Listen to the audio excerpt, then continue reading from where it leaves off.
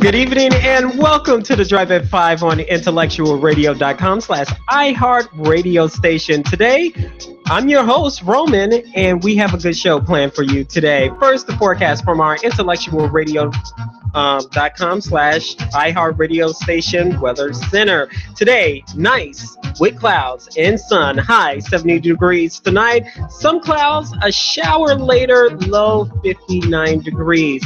Tomorrow, a passing morning shower. Otherwise, times of clouds and sun is on and off again.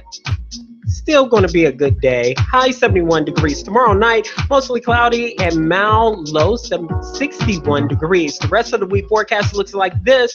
A few AM showers, then rain, high 70 degrees. Thursday, mostly sunny and cooler, high 56 degrees. And on Friday, again, peaks of sun and clouds here and there, high 61 degrees. The Drive at 5 is also part of the Monday Night Mogul with the Spiritual Hour at 4 p.m. Straight No Chaser with Rhea Ray Harris at 6 p.m. Monday Night Mingle with your girl Gina at 7 p.m. Maze Says with Maze Jackson at 8 p.m. And the Drive at 5 is also part of the fabulous 5 at 5 on intellectualradio.com. Today, my guest is the president of the Illinois Green Party. She is supporting Green Party presidential candidate Jill Stein. Please give a Drive at 5 welcome to Nancy Wade. Welcome to the Drive. Thanks, Roman. I just have to clarify a little bit. Okay, go ahead. I am the chairperson of the Green Party of Chicago. So you're not the president, you're the chairperson. I'm a chairperson, okay. And it's the Green Party of Chicago, not the statewide party. Okay. Please give intellectualradio.com/iHeart radio station your background. Okay. I have been with the Green Party of Illinois since 2011. I have run twice for Congress for the Green Party in the 5th Congressional District, which is on the north side of Chicago. Rather famously, the district that Ross Zinkowski was in, that Blagojevich was in, that Rahm Emanuel was in, and that currently the Democratic placeholder is Mike Quigley. So I did run twice in the 5th Congressional District, and I got established party status there for the Green Party, which means I got over 5% of the vote. I got 6% of the vote the second time around. So from there, I did become the chairperson of the Green Party of Chicago, and I've been active this year in backing Jill Stein. I was the Illinois Ballot Access Coordinator. I coordinated the effort to get Jill Stein on the ballot in Illinois, which was an enormous effort. We needed 25,000 signatures of registered voters. That was the legal floor, but you need to turn in double that amount in order to survive a challenge, and we turned in 51,000 signatures. So she was on the ballot, she is on the ballot, and there were no challenges. So you can vote green in Illinois this year. Now, this is a special thing because a lot of people is kind of like, is there a third party? I mean, why Jill Stein is not really out there? Could you explain to the people that's out there, voting is only 4 weeks away and people can vote early now. So what would you say to that? Because you're only hearing only 2 candidates, the Republican Party and the Democratic Party. Your party is almost obsolete in this mess. It is an uphill battle. We don't deny that that's the case. But as I gave the example of the effort that was needed just to get Jill Stein on the ballot in Illinois. Illinois has one of the highest thresholds in the country for getting, it's called a new party. Well, that's a technical term. The Green Party has been around for 36 years. But to get on the ballot as a new party, I described the process of needing tens of thousands of signatures. And that went from the end of March to the end of June. So the way the deck is stacked is that we end up putting a tremendous amount of energy and resources into just getting on the ballot. And that's one of the many obstacles that is placed in the way of third parties. Another obstacle is that the debates are controlled by the corporations, basically. It's an artificial barrier to say that Jill Stein cannot be in the national debates. She's on the ballot in 47 states. So a majority of the people in the United States can vote for her. She qualified during the primary for matching funds. So these things should qualify her to be in the debates. And yet, when she went to the debates in 2012, she did run in 2012 as well, she was arrested and she was put in plastic handcuffs and handcuffed to a metal chair. She and her running mate, Sherry Honkala, were handcuffed to a metal chair for 8 hours without access to lawyers, without access to a bathroom. So why don't we hear about Green Party and other third-party candidates? Because the barriers are set so high. Now this year, could you contribute that to the media? Oh, well, the media just ignores that. I mean, but what was the reason she was arrested? Because she went to the debates and said and gave the facts. I'm on the ballot in a majority of the states. I am a presidential candidate that qualified for matching funds. These are my qualifications for being in the debates, and that those qualifications should be the ones that are recognized and allow me to get into the debates. The deck is stacked on the polling, as an example. I don't know about you, but I have never been asked. I've never answered any of these polls. No one has ever asked me. So whoever they're polling, for the percentage that says 15% of people would vote for her to get into the debates. That's the only criteria that they use. But that is an invalid criteria because there should be other criteria as well. So basically, you ask, why haven't we heard from Jill Stein more? That's just one example. But she has gotten a lot of press this year, been on major news outlets, on Fox News, on MSNBC, frequently on Democracy Now, and many others. So we are hearing, the media is paying a little bit more attention, but mostly the way they pay attention is they just belittle and or not treat her as not a serious candidate when clearly she is. Why are you supporting Jill Stein?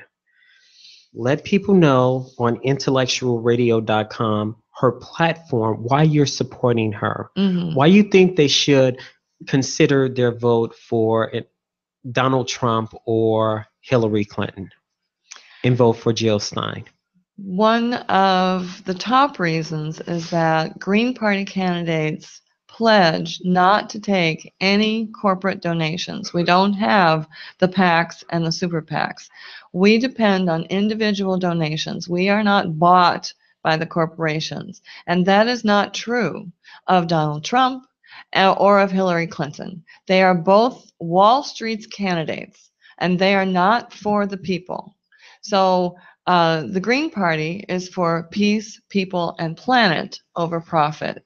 And we walk that talk by only accepting individual donations. So number one, we are not corporate owned. We are answerable only to the people who vote for us, who support us. And then I mentioned that we are for peace, people, and planet. Jill Stein is the only candidate who is talking about global warming and the emergency measures we need to take to protect ourselves, our children, our grandchildren, and the planet from the global warming. She's proposing a World War II style mobilization to move us away from fossil fuels and to the green economy that we absolutely must have in order for the planet and us to survive. So it's like, she calls it the Green New Deal. and it would create millions of jobs that can't be outsourced, can't be sent overseas, that would benefit us right here. So that's just one example. Why should African Americans support Jill Stein? What is the pivotal thing that you can name why African Americans should support a Green Party candidate? Well, for the same reasons that anyone else would be interested in the Green Party, one of which is the idea that, hey, we really shouldn't burn up the planet. And by the way, we should also create jobs by doing that, by having jobs in green energy, which would revitalize our communities here in the United States. Jill Stein visited Austin on September 8th. There was a rally for her in Chicago that I and others organized, and she went into Austin on September 8th and walked the streets and went to the corner where a 16-year-old had just been shot like 2 weeks before, and there was a cross there, and she spoke about the distress in communities of color and the lack of appropriate police response to communities of color. And she talked about real policies. She said, our position is that does not improve our position in the world or our quality of life to have 50%, some people say more, but it's certainly 50% of our taxes going overseas to support bombing other people's children, basically, and to support the profits of the oil and gas industry. So she proposes, the Green Party proposes, reducing the military budget by 50% and using that money in our communities for things like public schooling, to stop the privatization of public schools. We also stood outside of a closed public school, a beautiful school, or it had been before it was closed, with a playground that had been built just the year before, and a recreation center that had been built just the year before, and there it was closed. And so the devastation that has been imposed from the outside by the disinvestment in the African American communities, she wants to reverse that. Currently, African American issues have somewhat been buried in the media. What African American issues did Jill Stein has championed in her career in order to gain African American votes that people don't know? What issues has she championed and succeeded that people on intellectualradio.com should know about? I believe that in her history, she was one of the first to go to Ferguson. In fact, I believe she was the only presidential candidate who went to Ferguson during that time. Could you elaborate on Ferguson, because there's some people right. Well, it was certainly one of the tragically many shootings and killings of African Americans by police violence. So that's a suburb that's just north of St. Louis, and it was one of those locations that has all too often been in the news, and she did go there and speak in favor of the Black Lives Matter movement and in favor of demilitarizing the police, and against specifically the victimization of African American communities by inappropriate policing, by police violence. So she's spoken out on that when other candidates have done things like denied the Black Lives Matter movement and said all lives matter. Well, of course they do, but that's not what the communication of Black Lives Matter is about. So she's specifically looking at paying attention to the needs and the challenges of African American communities. Gun violence and killings has become a norm here in Chicago. Some people have said we should readdress the conceal and carry law. Will your candidate be open to revisit this type of legislation in certain states like Chicago or Illinois that receive an increase in violence since the conceal and carry has been adopted? It, in some instance, it says that it increased the crime and increased the homicide rate. To lower the crime rate, will you guys, the Green Party, or if she's elected, Jill Stein will revisit that legislation? In Austin, at the location of that cross where that young man died, Jill Stein said, we need common sense gun regulation. Common sense. We But what are are the common sense so here is an example. We here in Illinois are bordered by two states, Wisconsin and Indiana, that have no regulations on gun shows. That anyone can walk into a gun show and buy these high-powered weapons and bring them into Illinois. And that is a conduit through which some of these, the majority actually, of these high-powered weapons are coming into Chicago. And that absolutely has to be closed. That's just common sense, and she would back that. That's one example. Now, Chicago police and judges have been known to use excessive force. Judges, excessive sentencing towards African Americans, of young African American males in particular. However, if a young white male commits the same crime, the punishment is less severe. For a long time, African Americans have been saying the criminal justice system cannot be trusted. Under the Green Party presidency, will there be some type of equal penalty legislation for the same crime under the same, like for certain circumstances? Give you a prime example. In California, there was an African American that was shot and killed by police. They claim he pointed a gun. Turns out he didn't. A couple of days later, a white man who clearly pointed a gun, and he got shot by rubber bullets. And he was survived, and they took him to custody. That's the issue African Americans are talking about. Same thing. One died, one didn't. What can a presidential candidate say about this? This is what African Americans have been screaming about for decades. Right. Well, number one, a presidential candidate can honor those concerns by saying they're real, they mean something, and we need to do something about it, rather than what the other candidates are saying is sort of mealy-mouthed, or in the case of one of the candidates, been endorsed by the Fraternal Order of Police, where the president of the Fraternal Order of Police says, "Oh, we don't need to change." That's ridiculous. So Jill Stein recognizes the deep injustice. She recognizes systemic racism, and she's not afraid to say those words out loud. The Green Party supports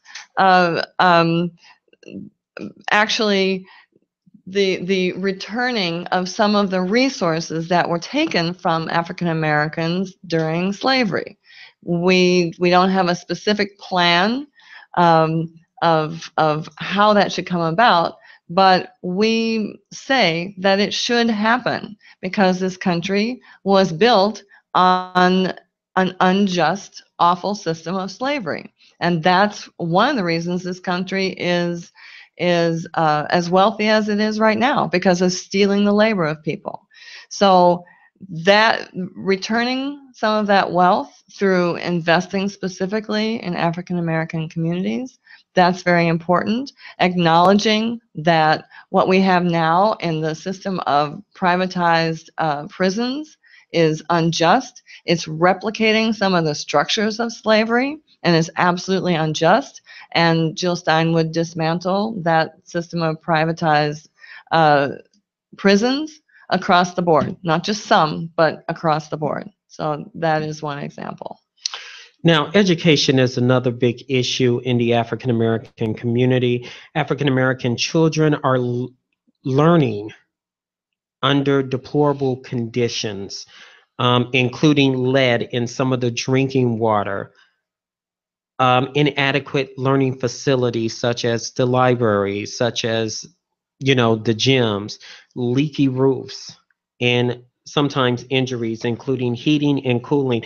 Under the Green Party's education bill, will African Americans will receive those badly needed repairs as well as clean drinking water in education facilities that African Americans have been screaming about for decades. Absolutely. And this lets me tell you that our vice presidential candidate, Ajamu Baraka, is going to be in Chicago October 24th, and he is specifically talking, his subject is ending austerity in education, and he's inviting community members and organizations to come.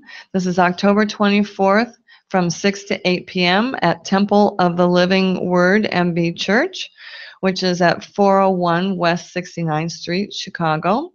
And he wants to shine a spotlight on exactly the kinds of things you're talking about, the devastating austerity agenda in education that's currently being inflicted on Black and Latino students, parents, educators, and community members by both the Democratic and Republican parties. And in contrast, our policies directly and powerfully address the needs of our students and communities. So Ajamu Baraka says, when we talk about the sense of desperation in many cities, we have to talk about the failure of our society to educate Black, brown, and Latino children and families of color. So these are our policies. The Green Party calls for a humanitarian intervention in education, a moratorium on school privatization, federal funding for 10,000 sustainable community schools, a national equity assessment of public schools, and the immediate elimination of punitive, high-stakes standardized tests which are being used to dismantle public education. So this is an opportunity for mothers and fathers in the community to come and sit down with our vice presidential candidate, Ajamu Baraka, who's also an African American. Who is also an African American and happens to be from the south side of Chicago. Now, you have a Green Party vice presidential candidate, and no media outlet is stressing that. Right. So what is the problem that is not being conveyed out there to the public, to the South Side, especially if he's from the South Side, the West Side, to galvanize saying, okay, you have another choice here instead of the two choices. So the issue is probably within that maybe he's not getting out there a little bit more, or what's the problem? It's the same kind of thing that I mentioned with Jill Stein. They are out there. They are traveling the country. They are talking to people everywhere in the country. Most recently, they were in St. Louis. But the media is owned by the corporations, and our government is owned by the corporations. We don't truly have a democracy. But let me stop you there. You have radio outlets. Mm-hmm. You have podcasts. You have intellectualradio.com. Thank goodness we have alternative outlets such as intellectualradio.com. So you have intellectualradio.com. So why not have that message being conveyed to media outlets that's open to hear the other side? Those are also extremely important outlets, and that's why I'm here today. In fact, it's probably one of the only ways that the message is getting out.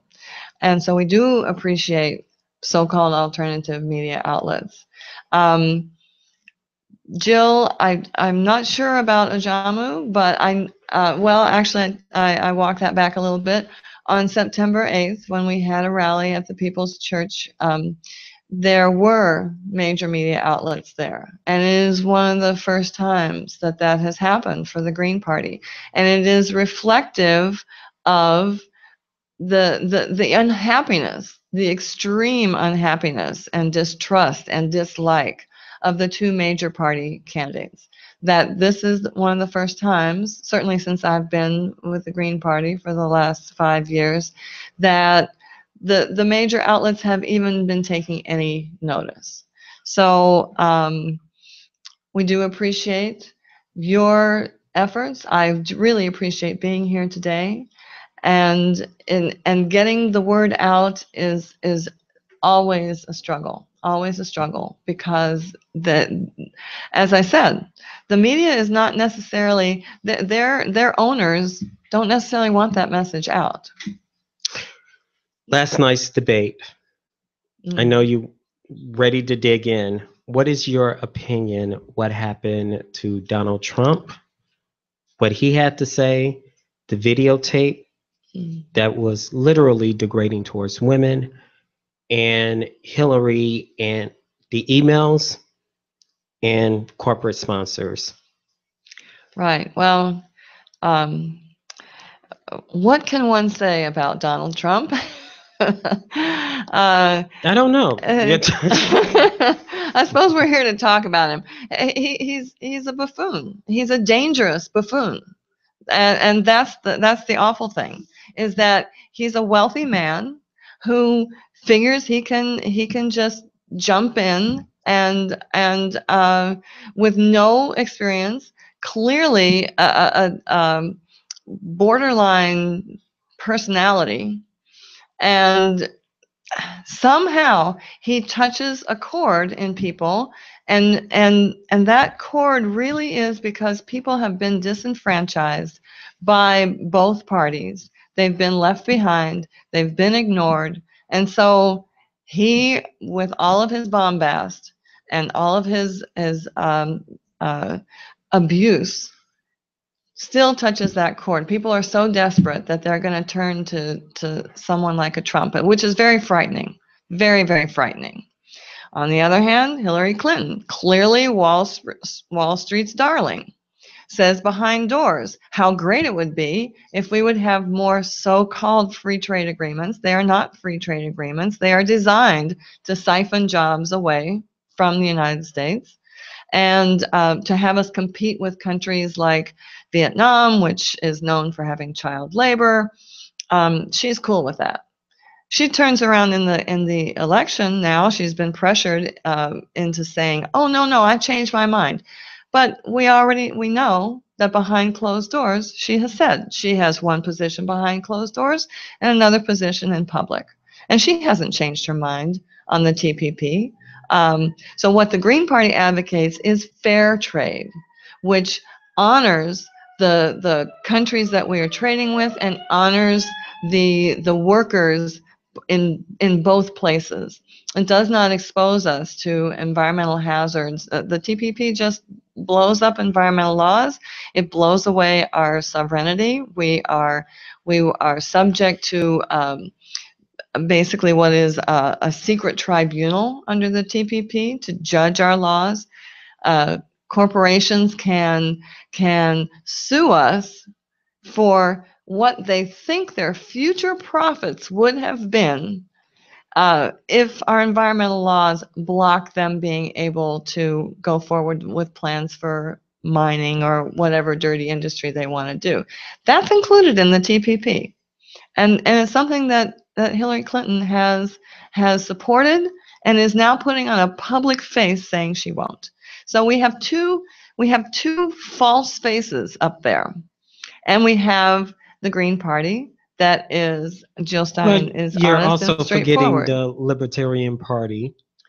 Yes, we have the Libertarian Party. Libertarian Party is also basically the darlings of corporations. They're for absolutely unlimited corporate control, absolutely unlimited.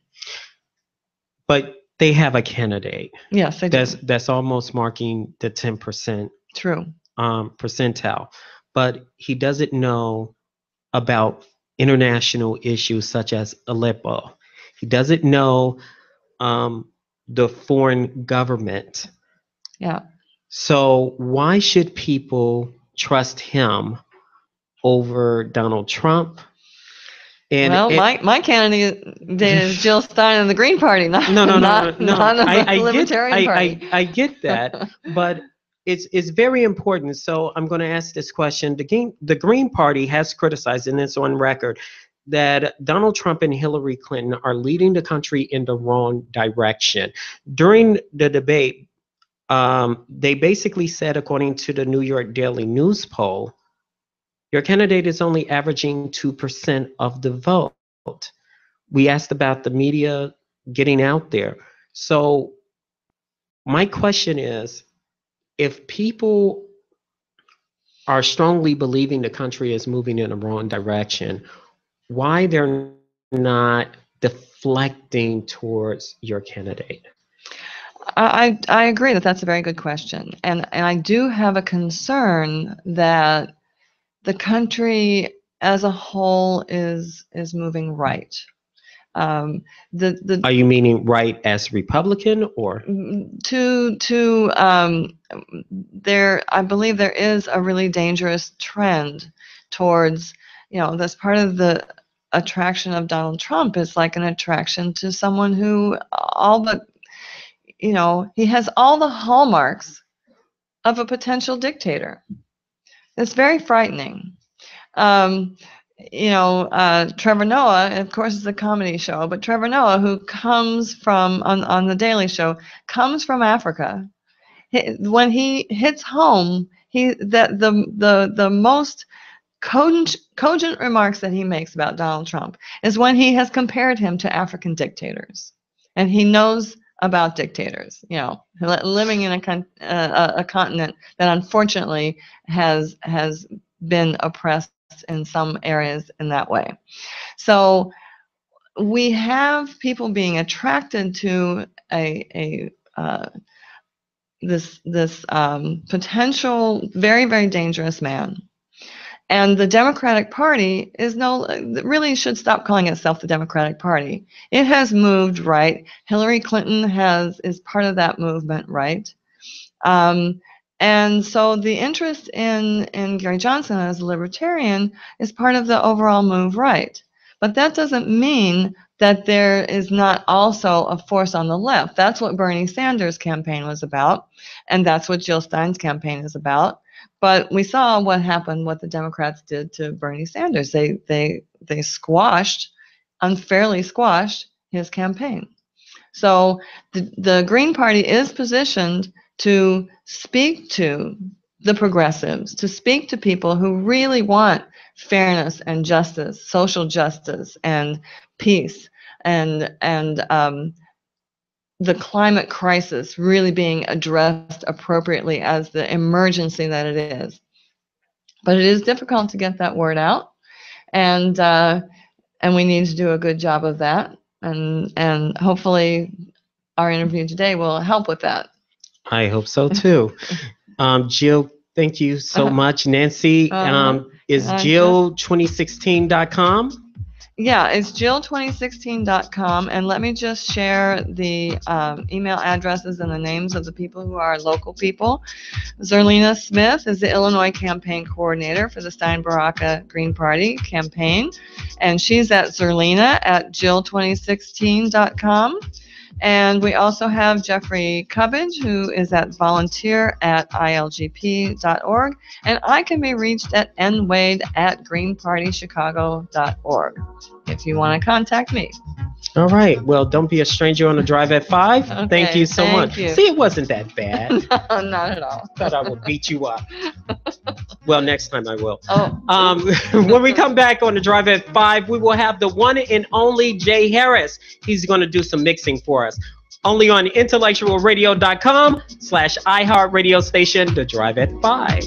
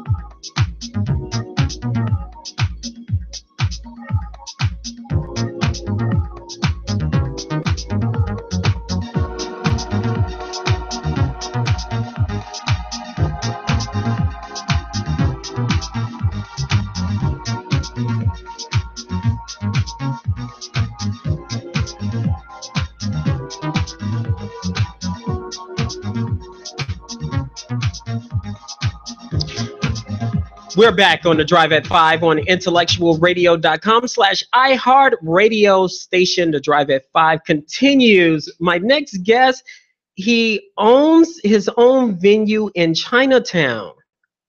And he also has a catering company. Please give a Drive at 5 welcome to Jay Harris. Welcome to the Drive. Thank you much. Good evening. No problem. Please give intellectualradio.com/iHeartRadio station your background. Again, my name is Jay Harris, born and raised city of Chicago. CVS High School, graduated from Illinois State University. Started off working corporate America and figured out that's not exactly what I wanted to do for the rest of my life. Didn't necessarily have an idea of which direction I wanted to go, but I did used to throw a few good parties when I was down in Illinois State and back here in What kind Chicago. of parties, young man? Social events. Let's say social events. Yeah, more dance party, house music parties. We do house music. We do reggae. Yeah, we'd have some pretty good times then. And my whole idea initially was to open a nightclub in my younger day, I guess. But I figured out why nightclubs open so often here in Chicago and why they're so popular. And one is because of the bar service, because of the alcohol.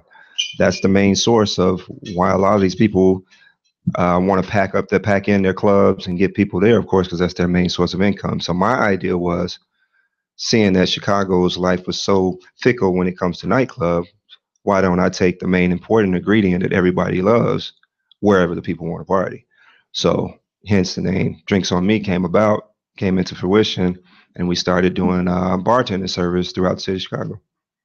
You got one of those night mood voices that I can picture you on V103 saying, "This is the song." Yeah, we can go into some Jodeci after this. Yeah. Please explain, what is mixology? You know, when I first heard mixology, I thought it was turntables and it goes. What is mixology? I say mixology is upscale bartending in a sense. Okay. And what we do at Drinks on Me, we have bartending service, of course, and I think there's a difference there between the two. So you're looking at a bartender, and that's if you're going somewhere, you want to get your regular Jack and Coke, your vodka, cranberry, something to that effect. Just looking for a regular domestic beer, something to that effect. That may be more just your local bar, tavern type of deal. But when you get into mixology, it's more of a craft cocktail. So when we're crafting cocktails, we're building cocktails. You'll notice the difference between apple martini that's made with like apple puckers or something. And apple puckers, of course, is artificial flavors and sweeteners and everything that's in that, versus if you're crafting a cocktail with natural ingredients. So I like to say on the mixology, and when we say there's something inside the drink, we say there's fresh lime juice inside of a drink. It's not a Rose's lime. It's not a gimlet lime. Someone's actually squeezing some limes and putting some fresh lime juice into those cocktails. And we like to step outside of the box a bit too, as far as the cocktails. So you may see some things garnished with rosemary. You may see it garnished with basil. You may see a egg white float on top of the cocktail or something, just something really outside of the box, and helping people to understand the cocktails and enjoying the actual cocktails versus just going to take shots and get drunk. We want you to actually sip and enjoy the flavors of the cocktail. And I guarantee you, like, one time, as far as coming to one of our events, because we also teach a little bit of mixology, we do some craft cocktail classes. But we want you to leave out of there, one, with a little bit of education on alcohol, but two, we guarantee the next time you go to a bar, you're going to order your cocktail a little bit differently this time. You're not just going to say, give me a cranberry, vodka cranberry or something. You're going to challenge that bartender, or you're going to order something that's a little bit more flavorful and something that you're going to actually enjoy. So it's a drink with an art form. So you can get drunk with art at the same time. Yeah, well, one thing I like to say, you won't necessarily want to drink to get drunk. That's not necessarily the But goal. where's in the it. party at? Yeah, well, of course you're gonna, the spirits are gonna have you. Responsibly. Drink responsibly. Yeah, There we are. okay. There we are. Exactly. Yeah. But so while you was describing your drinks, you say there's certain type of passion in the drinks or something. So do you don't necessarily have to, let's say for example, Crown Royal versus vodka. Can you mix the two together? You could, depending on what you're doing. There are a lot of, when you think Crown Royal, when I think Crown Royal, of course, it being a whiskey, there are several different, like thousands of brands of whiskey out there. So when I think Crown Royal, not Crown Royal, but there are others that, that we would probably craft a cocktail with outside of like a Crown Royal. Cool, you can mix it, but you're still not getting the base of that particular cocktail. Like, we like to base a cocktail with one particular liquor, and then we'll add other liqueurs to it maybe, and then some fresher ingredients into it as well, just to bring it out. You want the perfect balance in a cocktail. So it's not necessarily how much liquor is in it, but you want the perfect balance. You have to balance your sweets and your acids to make the perfect cocktail. I'm not sure if you enjoy an occasional cocktail yourself. Do you partake any? No, not at all. I don't drink. Not at all. Yeah, Okay. But you know what? You explained Crown Royal because my mom has this purple Crown Royal bag. She put her important papers in. Yeah. So that's the thing. I'm just kidding with you. I still hold some things in the Crown Royal bag, some change or something. But yeah, that'll never go out of style. What are some of the craziest drink mixes that people request that you put together? I think it's more of the names that people want to throw. Such as? Oh wow. Keep it PG. Yeah. We have to okay. go PG. Yeah, we'd have to keep it PG. We did a wedding in the West Loop area, and the ladies wanted to do a cocktail with gin. And we made it with gin. We did like some fresh lemon juice, a little bit of our house-made simple syrup, and we added something else to it. I cannot quite recall. Maybe like a mint or something to that effect, like some fresh mint, and garnished it with mint. And it was a honey syrup that we actually created. And she wanted to name it Bee's Knees. No idea where she came up with this idea with this name, but after hearing the ingredients that was in it with the honey and the lemon, makes you want to be in your knees, right? I'm thinking buzzing bees. You said PG. So okay. So let's keep it there. Bee's Knees. There we go. Yeah, Bee's Knees. So that was a kind of, I don't know. AKA name for something else. Right? Yeah, maybe that was something different. Yeah, but it worked out for her, so it was fine. Your venue is in a unique location. Why you chose this location? I mean, of all the other locations, you chose Chinatown. Yeah. Why Chinatown for your venue? Well, we're right there on the outskirts of Chinatown, kind of in between South Loop area, Chinatown, right on 26 and Wentworth.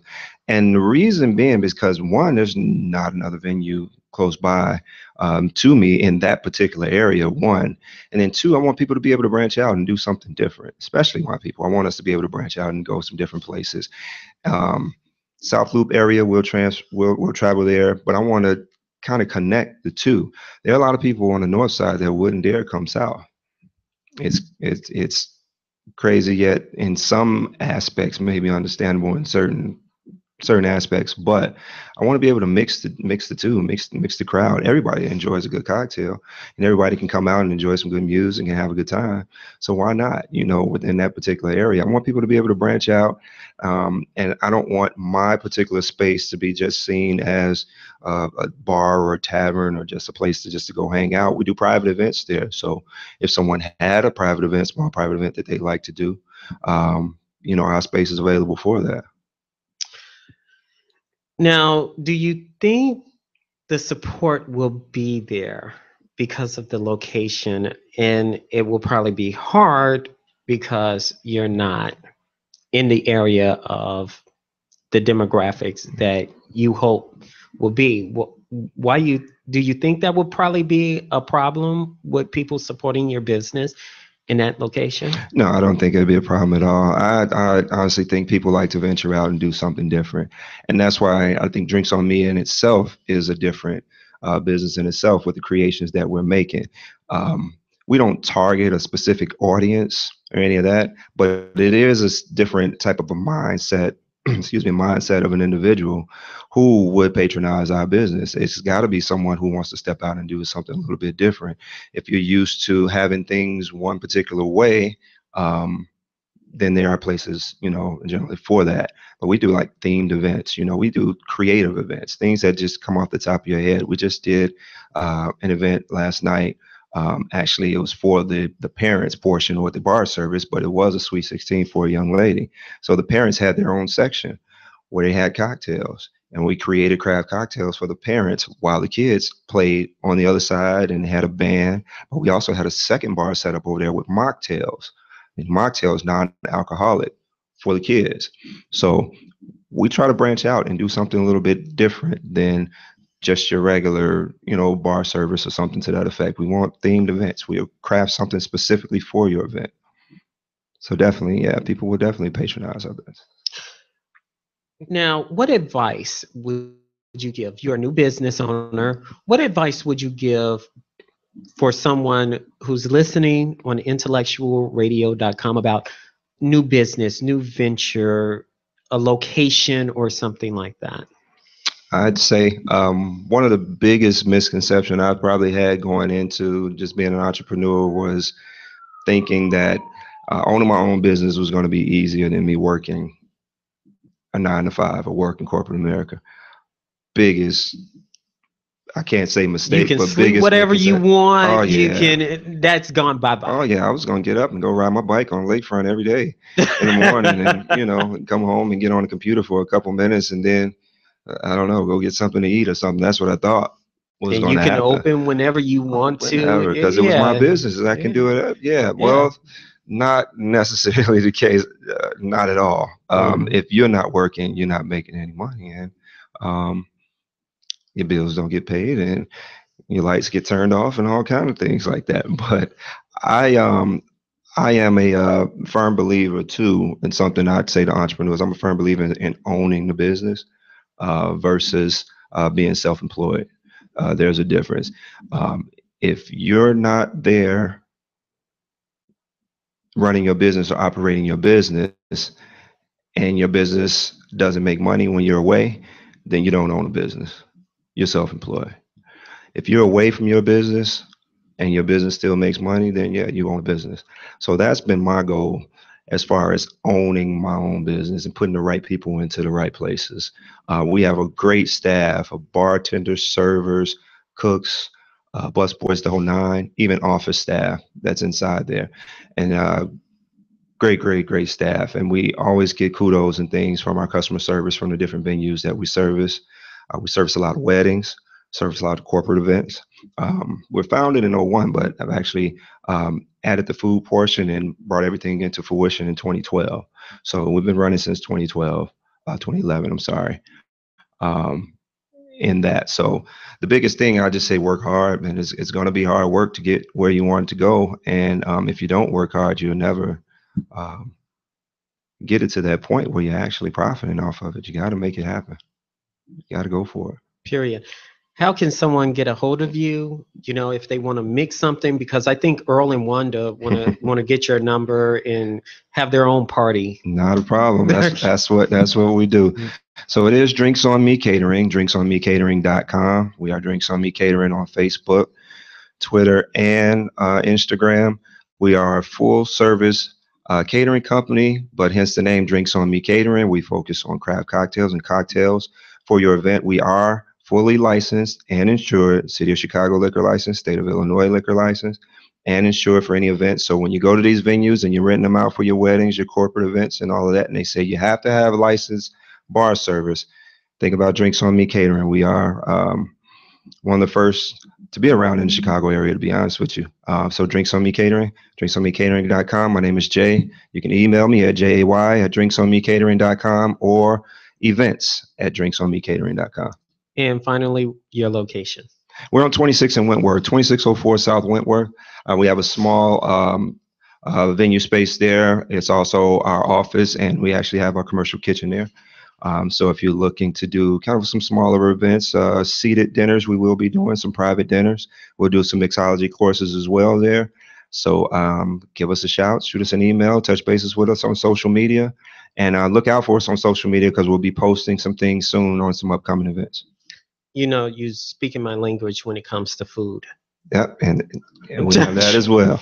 I am. Well, you should come out. Actually, we'll send you some information on our first sit down. No, you bring free samples. Well, we're going right in there. We want you to get the full service there. Drinks on Me, take you on a trip around the world. Right. Thank you so much. Don't be a stranger. See, it wasn't like that. Not at all. All right. When we come back on the Drive at 5 on intellectualradio.com/iHeart Radio Station, we're about to get cooking with the cast of Catfish Fillet.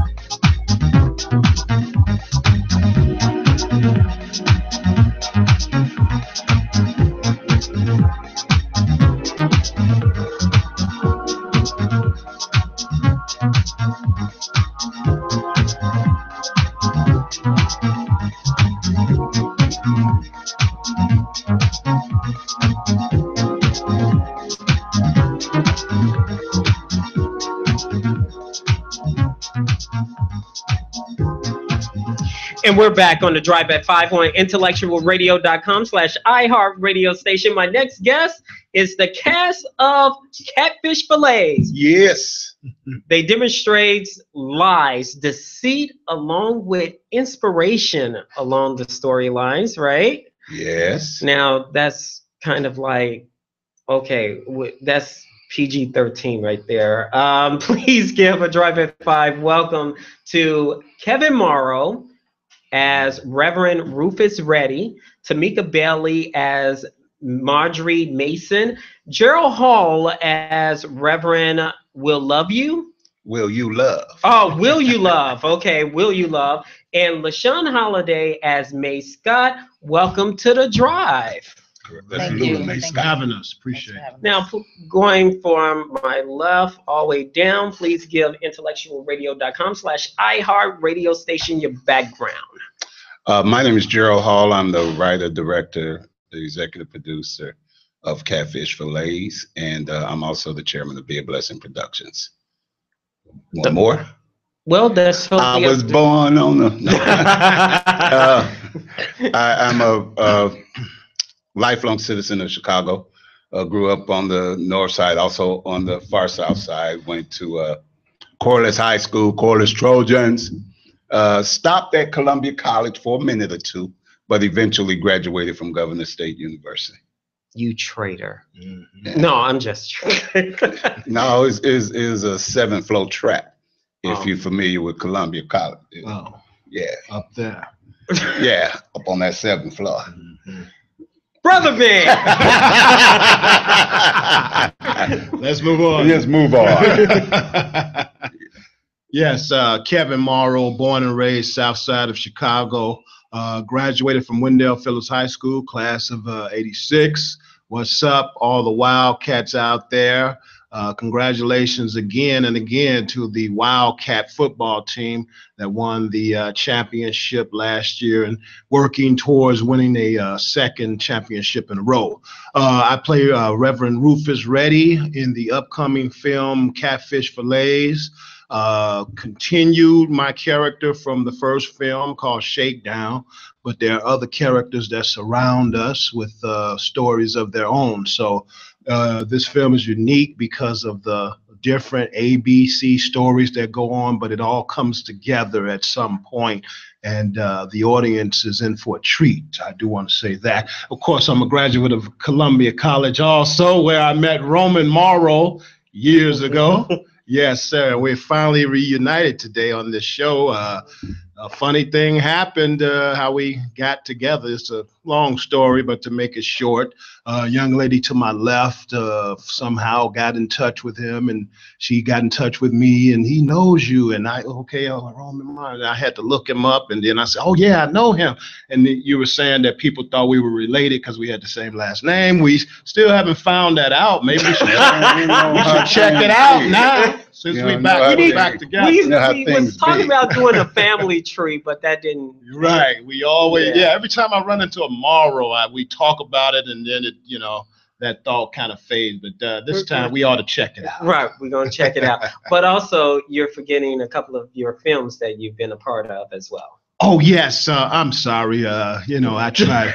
How can you forget Shakedown, man? Well, I did mention Shakedown, but I got my start a long time ago at church doing plays for the church, and then at my grammar school I was Bert from Mary Poppins, and I kind of took a liking to acting. I always looked at commercials and mimicked what they were saying. I did voiceover characters and all kind of different things when I was at Columbia College later on. And that's when I truly found that this thing that I've been doing all my life as a kid growing up, entertaining family and friends, and just coming up with things off the top of my head, being creative, was something that has been instilled by God. It was a something that I did effortlessly with little effort, and it took some time for me to really realize that this is where. And then, of course, the way me and Gerald met, and the way I meet other people that's a part of this industry. Once again, God is telling me, okay, I took a road this way, I had it laid out for you. Now you're coming back around, so. Barbershop was a film that I did Hoodlum first. I graduated in 1995, and I was on the set of Hoodlum in 1996. I got a call from Jane Alderman Casting. I was working a telemarketing job that was kind of boring. I wanted some excitement in my life, and I went to an audition during my lunch break, and by the time I made it back to the job, I was told that I had the part in Hoodlum. I was like, and that was my first audition. Bill Duke was there, and various other producers and people that was a part of the film, and I was very nervous, but I did it. And then Barbershop, I had a long layoff from acting, because it's full of ups and downs and rejection, and a lot of times you get frustrated. So I got frustrated. I was working at Midway Airport fueling airplanes, and then I prayed a prayer to God, and I asked him if I am to be a airplane fueler, I'm going to be the best. Perhaps this is what you want me to be, Lord. And if not, if I am to get back into acting, give me a sign. 2 weeks later, I got a text, man. Remember beepers? One night I was at work, and the beeper went off. Beep, beep, beep, beep. Who is this? It's a 911, huh? And then you turn around, it's 116, but it was 911. So it was Sharon King from Sharon King Casting.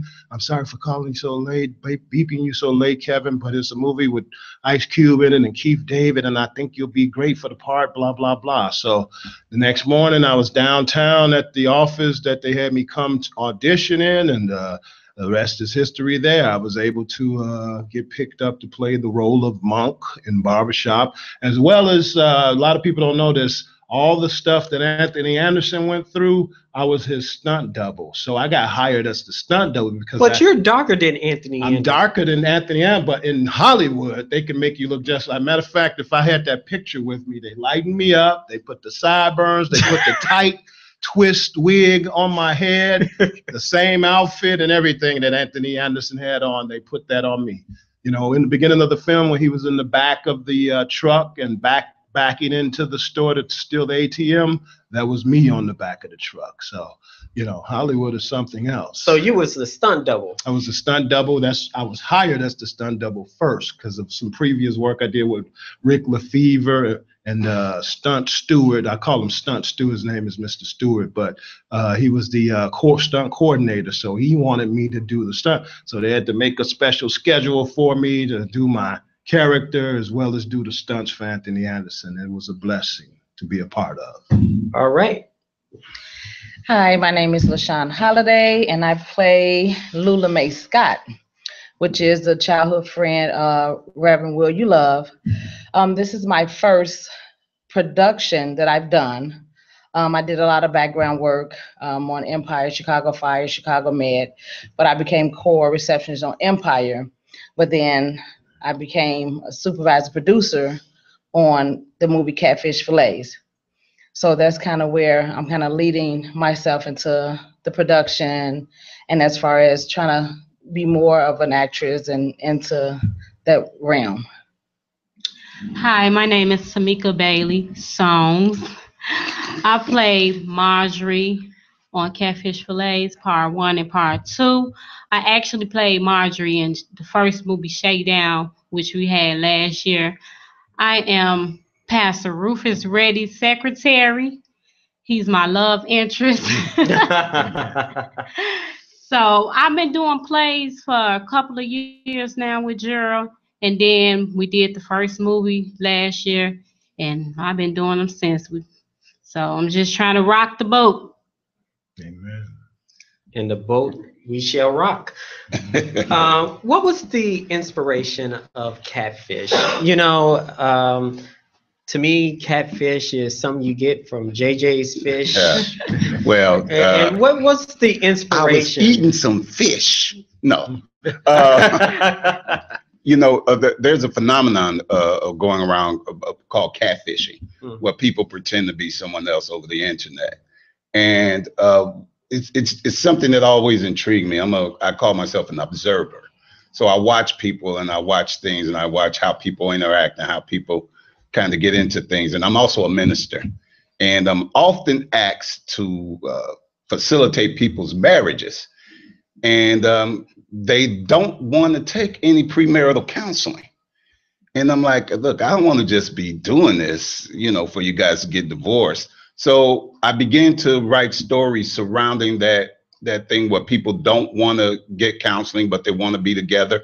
So we came up with a series of stories called Be Not Unequally Yoked, where this pastor, Reverend Rufus Reddy, encourages people to participate in marriage counseling and things like that. And they're fighting him about doing it, but then we look at their relationship and see that they really, really need this marriage counseling.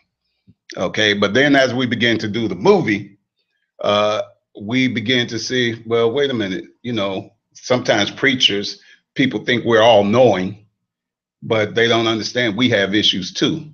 So this preacher who gives all this love advice to other people has his own love story that's kind of twisted. So somebody is sleeping with the deacon here, right? Well, which one is?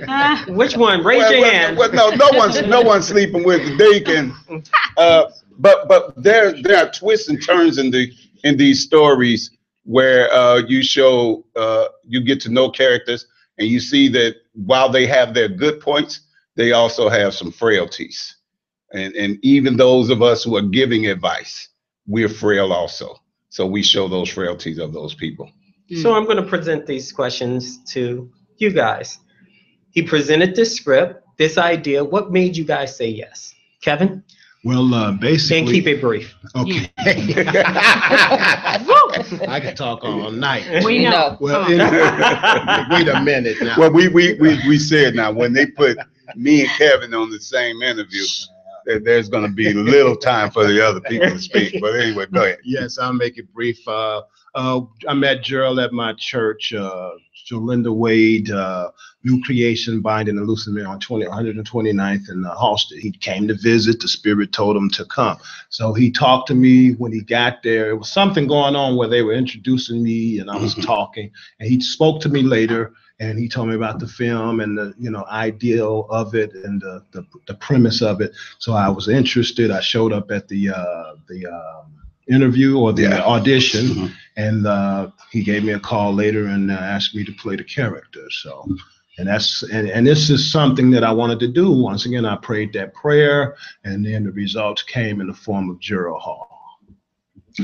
What made me say yes was, as I stated before, I do a lot of background work, and doing that, I got not complacent with that, but I wanted to get a speaking role and become SAG.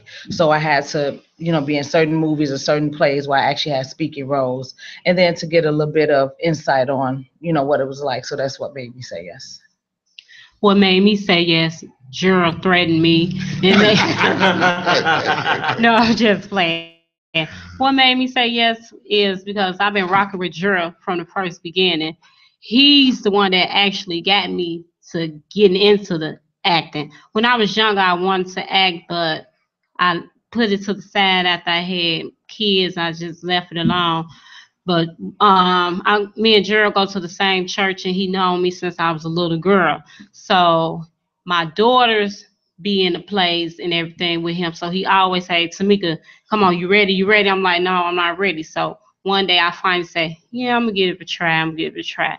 So since then, he be like, come on, he go another character, and then I just be going. I'm like, okay. So last year when we did Shakedown, I was Marjorie. I wasn't finna let nobody else be Marjorie. This time, I got to be Marjorie. I'm Marjorie. The only one Marjorie. And you're Marjorie, too. That's it, Marjorie. Do it, girl. Marjorie continues.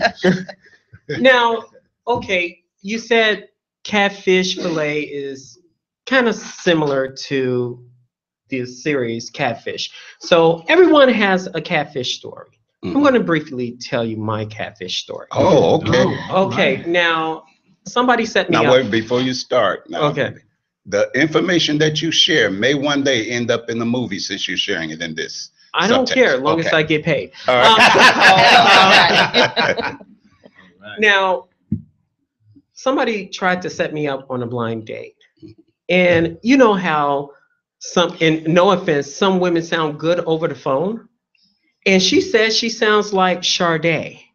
I mean, she looks like Sade. So I was like, wow, I'm going to get a smooth operator, some secret taboo in this, right? I kid you not. She walked through that door and I said, Lord, please don't let that be her. Please don't. And it was her. She looked like Patrick Ewing with a wig. Oh, God. Ooh. And I was so like, how can I get out of this? And I couldn't get out of this. So with Catfish Fillet, have you guys ever experienced something like this, which I know you have, starting with you? Well, I just wanted to speak to your situation first. See, what happened is you misheard what she's saying. She said, my name, I look shoddy. And I like Sade.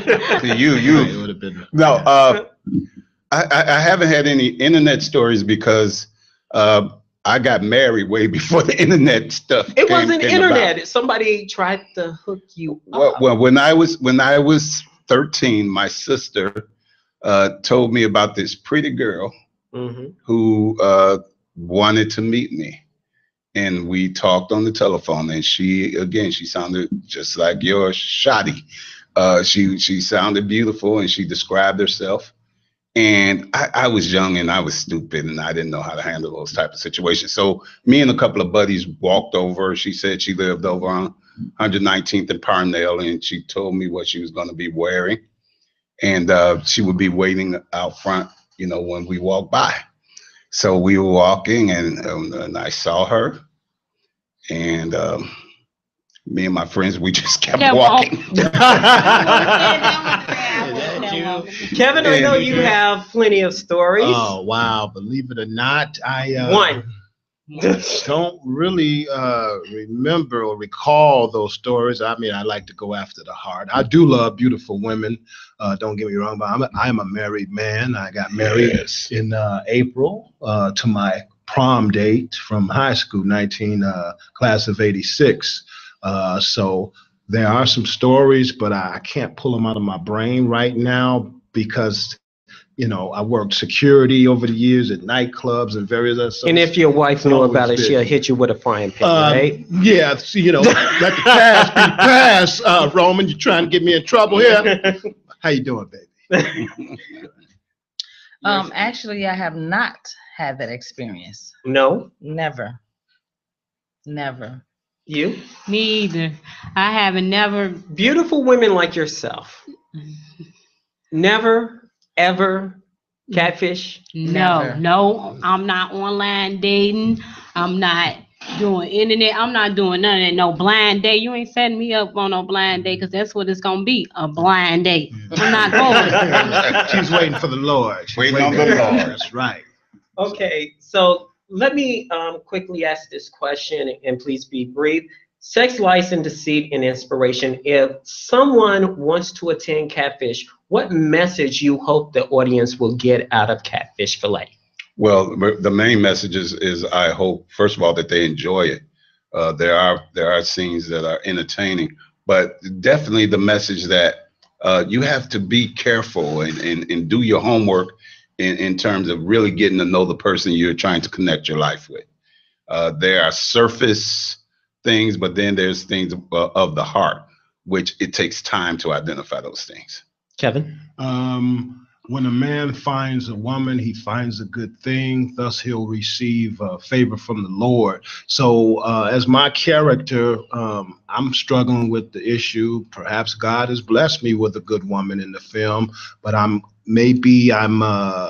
hesitant because of some issues that I've gone through in the past, but it's about trust. So I asked whoever watched the film to trust your gut and trust and know when it's God that is trying to deliver you something great. I would hope that people get out of the film to always seek wise counsel. before they get into a really, really strong relationship with their significant other? For people to learn how to let go of the past, stop holding on to the past, and look forward to the future. Because if you in the past, you're gonna miss a lot of great things that's right in front of you. Mm-hmm. Now, if somebody want to get tickets, where they go? You can get tickets. Well, you can use your PayPal, you can use your Quick Pay, or anything like that. You can email me at GERAHALL at yahoo.com, GeraHall at yahoo.com. You can contact. Get it out, my man. You can contact any one of the cast members or the producers of the Catfish Fillet production. You can go on Facebook. We got a page. You can go to Be a Blessing Production. You can go to Catfish Fillet. Just contact any of us. You can get tickets. Tickets are $35. October 29th, Patio Theater, 6008 West Urban Park Road. Your ticket includes admission plus the DVD of both the movies. You get the CD soundtrack. You get the souvenir magazine, and you get some goodies in the bag. No catfish. Yes. All right. That's going to do it for us. Thank you guys for the drive. Please don't be a stranger. That's going to do it for us. Thanks to Earl Winfrey, our executive producer, Wanda, as well as Rhea Ray, who is up next with Straight No Chasers. You guys have a wonderful week. Next week, we'll have the one and only attorney, Sam Adams. He'll talk about the recent police brutality shooting here, live in the studio. Have a good weekend.